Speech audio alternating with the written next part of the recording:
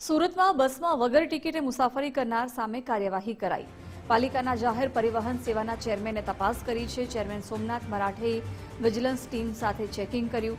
BRTS અને city બસમાં અનેક પેસેન્જરો ટિકિટ વગર મળ્યા। તમામને 50 થી 100 રૂપિયા સુધીનો દંડ કરવામાં આવ્યો છે। દંડ ભરવાનો થતા પેસેન્જરોએ અવનવા બહાના બતાવ્યા હતા। બસમાં 30 થી વધુ પેસેન્જરો ટિકિટ વગર ઝડપાયા હતા। છેલ્લા એક મહિનામાં 1.5 લાખ જેટલો દંડ વસૂલાયો છે।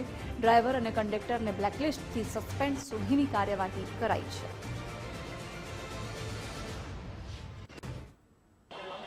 સુરત શહેરમાં ખાસ નાગરિકોને ટ્રાન્સપોર્ટેશનની સુવિધા સરળતાપૂર્વક મળી રહે તે માટે બીઆરટીએસ અને સિટી બસની સેવા છે તે બીઆરટીએસ બસની અંદર પેસેન્જર માટે સેલ્ફ ટિકિટ લેવાની વ્યવસ્થા છે।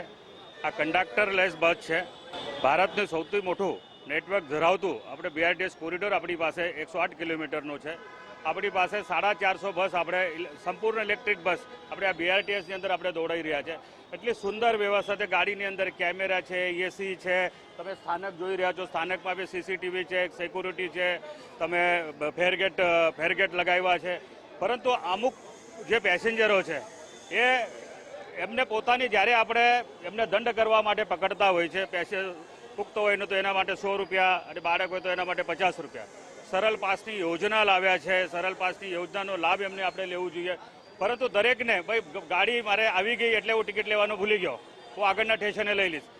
પરંતુ આ ખોટી રજૂઆતો પેસેન્જર કરતા હોય છે। પેસેન્જર અમે હાથ જોડીને વિનંતી કરીએ છીએ। અમે સ્પેશિયલ 8 દિવસે જે ડ્રાઈવ શરૂ કર્યો છે, અમારે સિટી બસની અંદર બી કર્યું છે। અમે સિટી બસના 8 થી 9 કંડક્ટરો જે ટિકિટ પેસેન્જરે નહીં આપ્યા હોય તો એમને અમે બ્લેકલિસ્ટ કરી નાખ્યા છે। 7-8 કંડક્ટરને અમે સસ્પેન્ડ કરી નાખ્યા છે। ડ્રાઈવરો પણ બ્લેકલિસ્ટ કર્યા છે।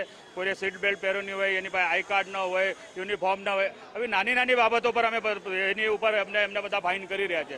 આજ દિન સુધી આ ડ્રાઈવની અંદર અમે લાખો રૂપિયા ફાઇન કરી ચૂક્યા છે। પરંતુ આ જે સુંદર એકલું નેટવર્ક છે, જે અહીંયાના જે પ્રવાસી છે કે વિદ્યાર્થી છે, હું એમને અમે વિનંતી કરીએ છીએ ભાઈ વિદ્યાર્થી તમે સરળ પાસ બનાવી લો અને આ સારી વ્યવસ્થાનો તમે લાભ લો।